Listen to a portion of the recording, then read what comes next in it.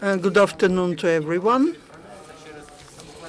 This is full house. I really am grateful, and I hope I will not disappoint you. I was told to speak slowly because there's a translation going on, and I will speak slowly. Thank you again. Today, I would like in a very open atmosphere to talk about what has been done within the last 80 days in the Ministry of Infrastructure when myself and people who are in the ministry working now, when we came to the ministry, we understood that we will need to work a lot. We will need to do a lot of changes, to make a lot of changes. But when we came and when we started working, we realized that some separate measures will not work. We need global fundamental changes. And the main objective of these changes should be transferring the transportation sector, the infrastructure of Ukraine to European level. What needs to be done and what has been done already.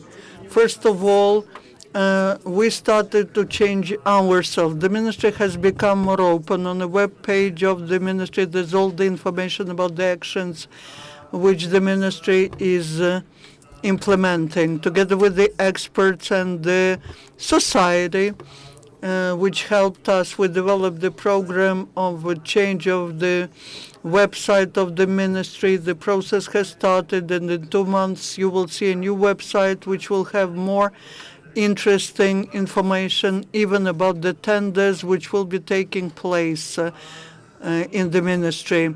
We attracted to the discussions of reforms all the experts we could. All professional organizations are now working in expert groups on all the directions: railway, automobile transportation, reform of roads, aviation transportation, river, sea transportation.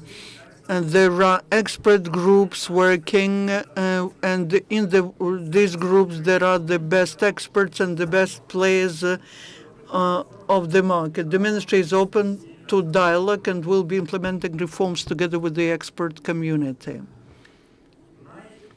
The most important of what we understood when we came to the ministry, in order to introduce reforms, it's not enough to have just good laws. We need people who will implement the laws, who will harmonize our legislation with the European, people who will change public companies and ministries. And that is why we introduced the procedure of transparent selection of the heads of state-owned companies. And in the result, the Cabinet of Ministers passed the Resolution 777, according to which 62 biggest state-owned companies will have top managers which will be selected on a competitive, transparent basis. New people should come, new managerial blood is needed, which will implement reforms and which will make the companies of the Ministry of Infrastructure and other ministries more transparent and more efficient. Today at 10 in the morning, on the web page of the Ministry of Infrastructure, we put 3 names of the contenders to the role of the General Director of Ukrzaliznytsia, Ukrainian Railways. These people were selected in the process of transparent selection. More than 200 candidates applied to this position. We selected 3 top managers of 3 huge companies. Experts and myself, we believe they will be able irrespective of which one of three will become the head, but each one of them will be able to take the Ukrzaliznytsia to a new level of development. But the role of the general director of Ukrzaliznytsia in the process of reform and making it a shareholding company will be changed. There will be a supervisory board set up, and I do hope that the best European experts and Ukrainian experts on railways will be part of the supervisory board. We have already new people in the sphere of finance, in procurement, in HR, legal issues. There are new people working in Ukrzaliznytsia. But I again would like to say, and I've mentioned that many times, that the technical potential which is in Ukrzaliznytsia will be used at all the levels of management in Ukrzaliznytsia. In the process of reforming the management of Ukrzaliznytsia, will be taking the best people from down there to the top level. Will be developing the potential of the workers of Ukrzaliznytsia.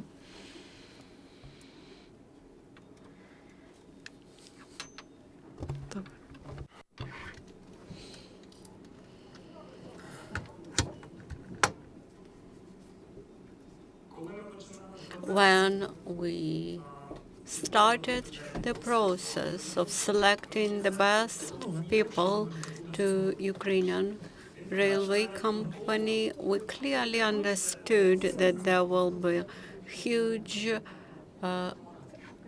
resistance. We understood this even before, but what I would like to state that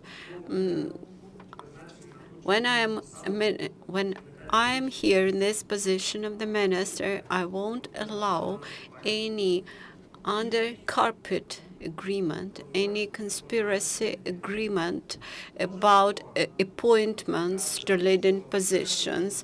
We will strictly follow the principle of transparent selection and competition. Even when I hear that there are some professional experts, I realize that there are people of old formation who are interested just in access to cash. And since I'm a minister, I won't allow this anymore. Why I am speaking so much about Ukrainian railway company? Because this is one of the biggest enterprises. We have more than 380,000 employees working for Ukrainian railway company, and this is a huge social factor. And there are a lot of people who would like to shake this huge social potential, and we are very much concerned how to preserve the level of wages for line employees, and I authorized the managers to find a possibility to preserve wages and even to increase them. But we will cut down managerial personnel. Then the next aspect of reform, there will be decentralization in highways and auto roads. Today we are starting our discussion on decentralization of Ukravtodor, that is Ukrainian car road company, and we are now thinking about transfer of oblast roads to the central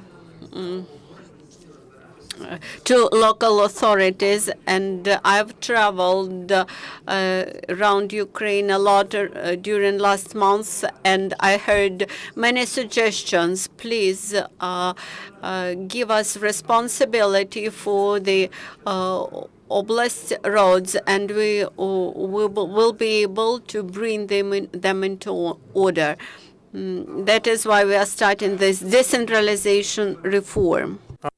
Also today, I would like officially to state that taking into account what is this situation in the economy and in the financial sector of Ukraine, without concession roads, without creating the system of paid roads, we will not be able to build anything new. We will not be able to attract money, to attract any investments. At the ministerial level, I hope that in the nearest future, within a week or two, to give to investors one first project, the road,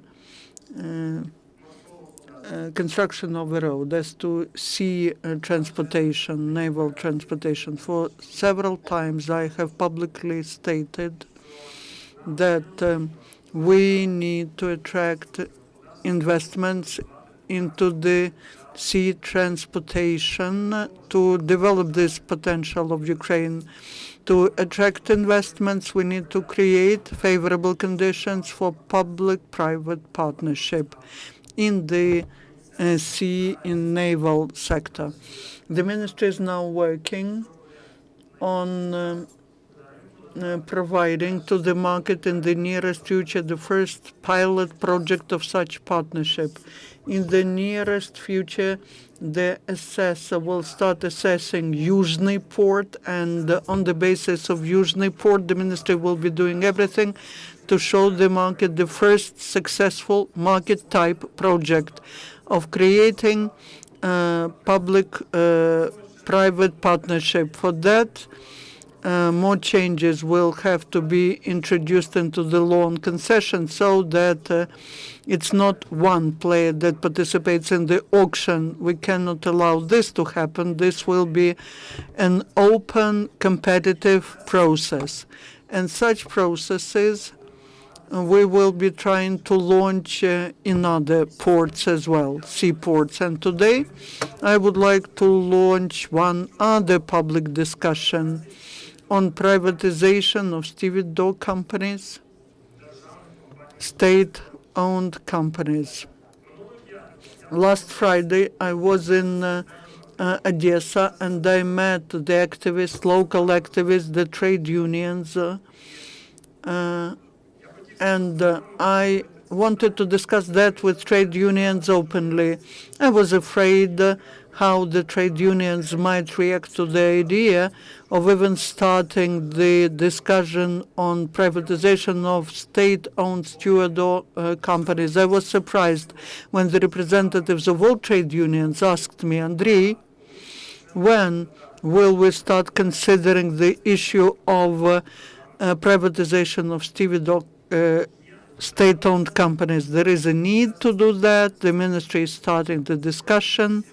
All experts are invited, all the market players are invited to participate in this discussion.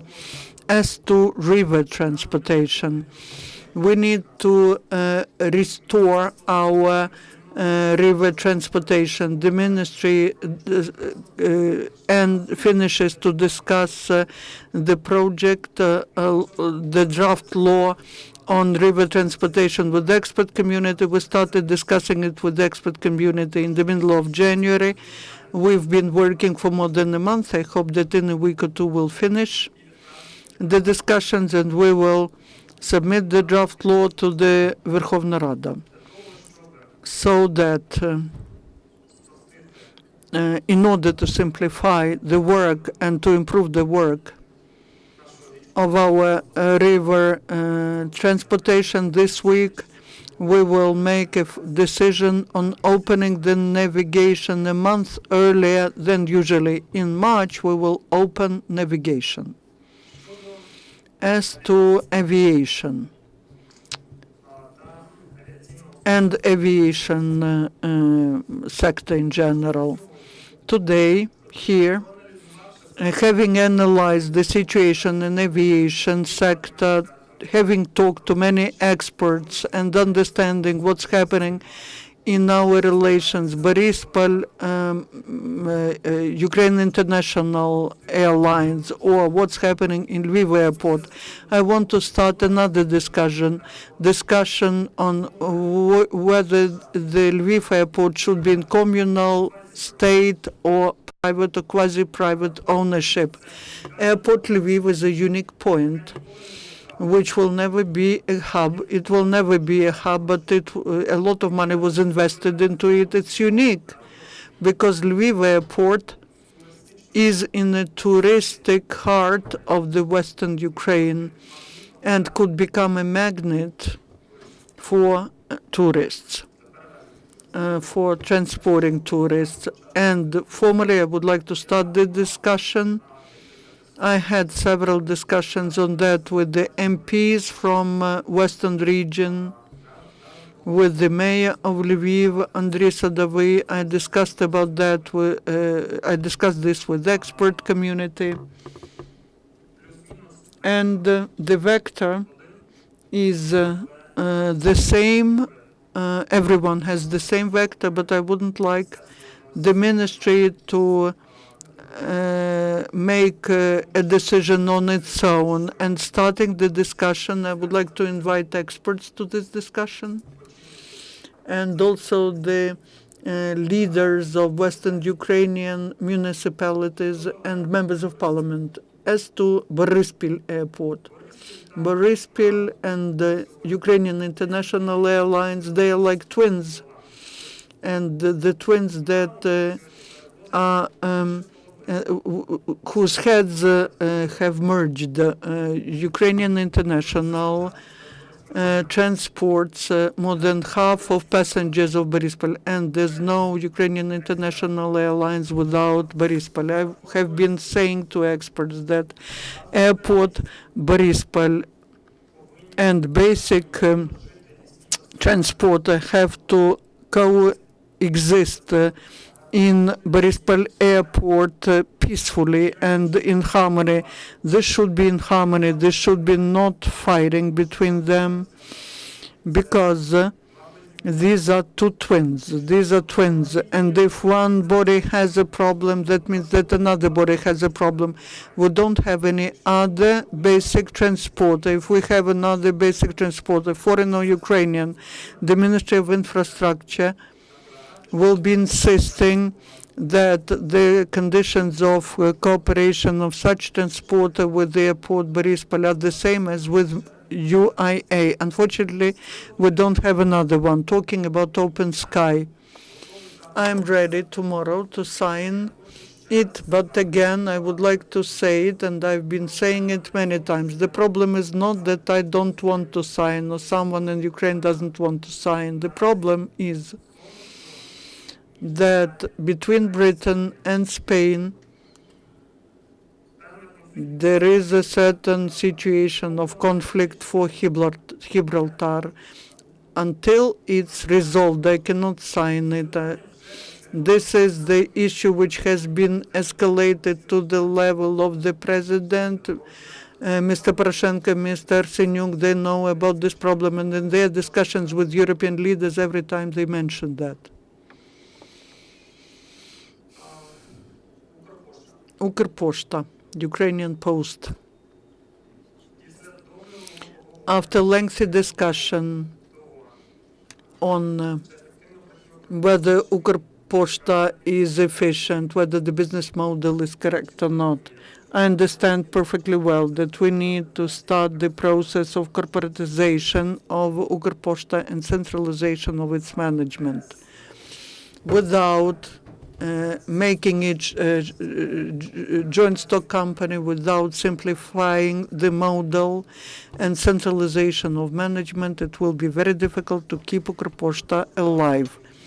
And we started the process of looking for new head of Ukrposhta, just like we do it for Borispol Airport and Lviv Airport.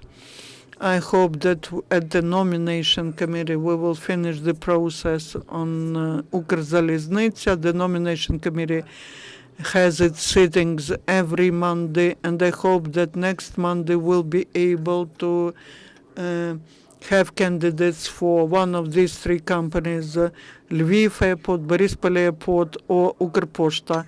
And if I manage, I will try to interview all potential candidates. Probably I'll stop here and answer your questions. I will be very thankful for your questions. Please do not forget, present yourself. Good afternoon. Top 2+2 TV channel. One question is about EKMT registers and promise to deliver them at 1,200 hryvnia. This was the first question. How did you calculate this price? And the second, we would like to involve you into a long interview and get your answer to the questions which we cannot find in the ministry. I'm ready to meet with you for the interview this week. Please communicate with my press service on this issue. On the first question, you should understand that the company which has been delivering these registers this year, it actually continues doing what it used to do in the past. It was not an invention of Minister Pyvovarsky, but the issue is that those who want to get the registers from Ukrtrans inspection, they have to print out all that registers themselves and then just to stamp them in the inspection. The company about which you asked the question, they get money for printing. If I wish to print that register by myself, it costs me only 47 hryvnia. And why you have made this decision that some types of that registers should be produced after service, print them and sell for 1,200 hryvnia, while it is possible to do them separately. Yeah, you know that in the past, actually, this was the same company who printed out that registers itself, and actually now you can do this. In order to make this procedure more transparent, there is now new procedure, and during 2 months, when the procedure have been changed, nobody approached me criticizing this new procedure, but there are many thanks to me as to the minister. This is for the first time this year when we managed to deliver these books without any corruption. And on our website, we issued all necessary permits, and I even rejected from the ministerial reserve, which we always had for the registers and permits. If the old practice is not good for the car market, then please come to me. I am absolutely open. I quite often communicate with the leader of transportation companies, and they are 100% able to tell me when they are unhappy with any procedure. When business has any issues, they come to me and we resolve it very quickly. Sokolovsky, Ukravto Continent. I have two questions. Whether you plan to sign up the action plan with Leonid Konstantchenko and his company Ukrtrans service, and whether you plan to submit to Verkhovna Rada the law on automobile transport. As for the law, yes, currently we are discussing with the expert community and double-check the draft law against the inclusion of all necessary European standards and procedures. As for Mr. Konstantchenko, I regularly keep in contact with him, and we together try to understand what else could be done to make the life simple for business. My question is about seaports. You mentioned Yuzhny port, and whether you plan to develop any strategy for this transport sector. There is a concern that by the moment when you have such a concept for further development, all the assets of ports will be simply stolen, or they will become private property. The next question. Your first Deputy Minister, Mr. Schulmeister, is a citizen of the Netherlands. As for the long-term strategy, I would say yes. Currently, we are actively working on the strategy. We have involved a lot of experts to this process.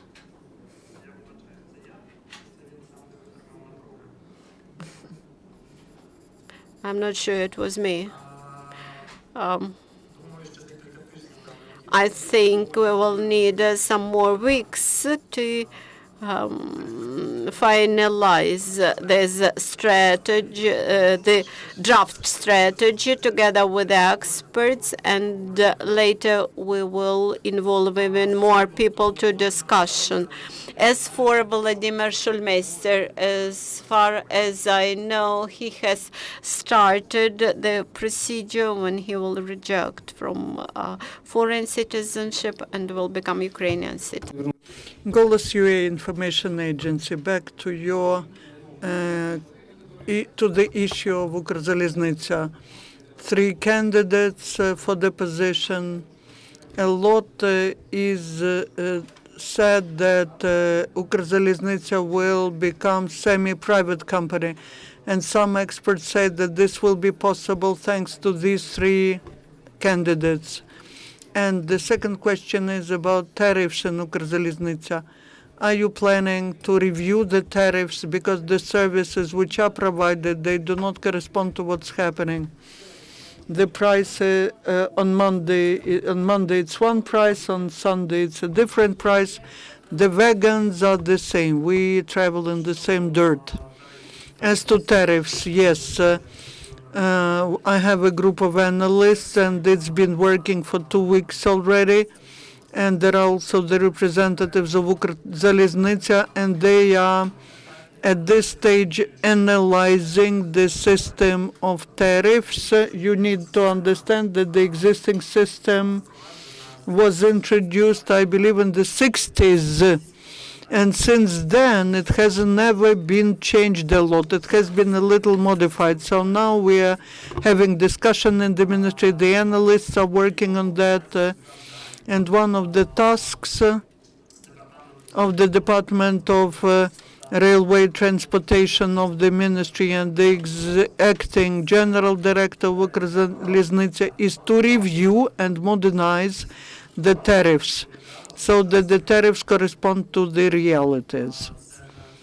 That is one thing. On Ukrzaliznytsia now is going along the process of making it a joint stock company according to the law on joint stock companies, and according to the resolution of the Cabinet of Ministers. The law clearly says that the rails themselves will never be privatized. It's the ownership of the state, which is given to joint stock company Ukrzaliznytsia for conducting economic activity on these on the rails. As to locomotives, there's no specific answer whether private locomotives could be allowed to run after the company is made the joint stock company. Most experts say no. We shouldn't start the competition in this section of locomotives. As to wagons, 1/3 of wagons are private already in most countries of the world. Most of the wagons are private and they are competitive, and there's no problem with that. Зробити цей ринок більш конкурентним. And there's no problem with making this market more competitive and more transparent. The main issue, the main question is how we will be restoring the wagon park and park of locomotives. And now the locomotive park is depleted by 90% and wagon park by 70%. Very often people say that the professionals in railways should become the leaders, the managers. But I ask a question.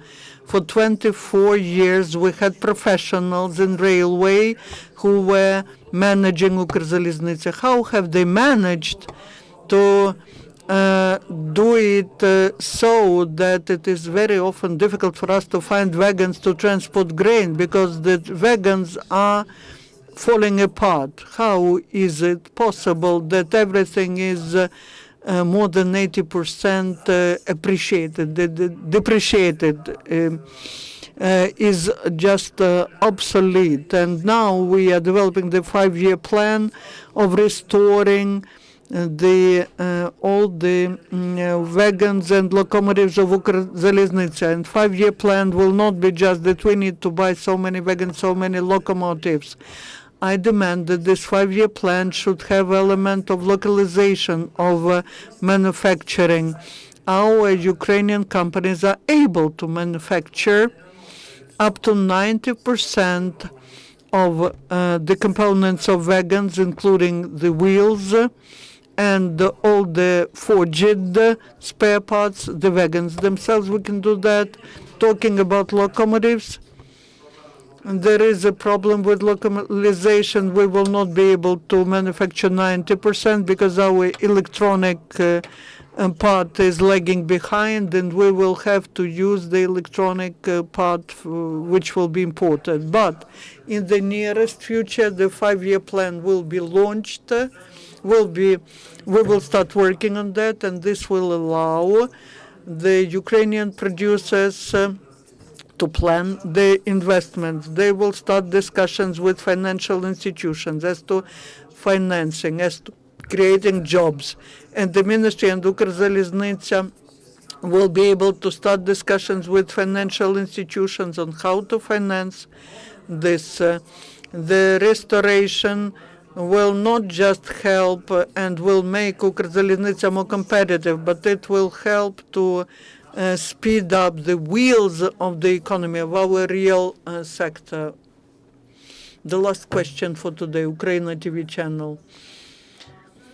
Now, the tariff in the public vans are getting higher. It's getting high in different cities. Then Ukrzaliznytsia, you're saying that you will review the tariffs, but now the cost of the tickets is such that less and less passengers are traveling Then in Donetsk, the railway is disconnected from single register of bills of lading, and the counteragents will not get the VAT return and the paid roads, toll roads. What will be the system of toll roads? I will try to answer all of them. Talking about Donetsk Railway, this issue has been resolved already. There's no problem. The registers are open. The issue has been resolved. It was resolved on Saturday. As to toll roads, today there's a law on concessions which allows to create concession roads. I hope in the nearest weeks to give an idea to potential concessionists, the idea of one road like that. As to toll roads, we are discussing it with the experts, how to do it correctly, how to create the system correctly, which model should be taken. There are different models, American, European. In Europe, there are different models, Swiss, Polish, French. Which is the best one? We're looking at that. And the so-called marshrutka, these public transportation vans. We need to understand, unfortunately, we will see the growth of tariffs and growth of the cost, increase of cost. The main component of the cost of transporting by vans is fuel, and the fuel is imported. Because of the devaluation of hryvnia, the cost of fuel goes up, and how hryvnia devaluates we see. And we will see the increase of tariffs for marshrutki. That is one of the most painful issues, and people ask me about that in every region. To somehow resolve that situation, I will liberalize the rules or the rules of providing permits for such types of transportation. Today, with my deputies, I was discussing the issue of giving the chance to issue licenses for such transportations to local authorities to decentralize this issue. And how will the increase of tariffs be controlled locally? Again, I will be open. The system of control is in place. Does it work? No, it doesn't. We need to change it. And tariffs of Ukrzaliznytsia. When I was talking about tariffs, I was first of all talking about the cargo transportation. As to passenger transportation, here the discussion is even bigger. In most countries of the world, maybe with the exception of Switzerland and Japan, passenger transportations are subsidized by the states. In most countries of the world, they are not profitable. So based on that, in the ministry, in Ukrzaliznytsia, we are conducting a discussion which model to select, because that is again a social issue. But while we break this chain of cross-subsidizing, till we understand how much we spend for subsidies for passenger transportation, and till we separate the cargo transportation from passenger transportation, we will not be able to understand it. No, I did not say that. No one refuses from that. I understand that is of social importance. I understand that for my mother, it will be very difficult to travel. For all elderly people, I understand it. Please, when every day I talk to my mother and she says, Andriy, what's happening? I understand what it means for people. So now the issue about refusal from subsidy, we are not raising it. We just need to understand what's happening. The issue is to examine the models applied in different countries of the world and use the best one. Thank you, Minister. Thank you, colleagues. I see you have more questions. We wait you we hope to see you again here with the information about reforming of the railway section. Our next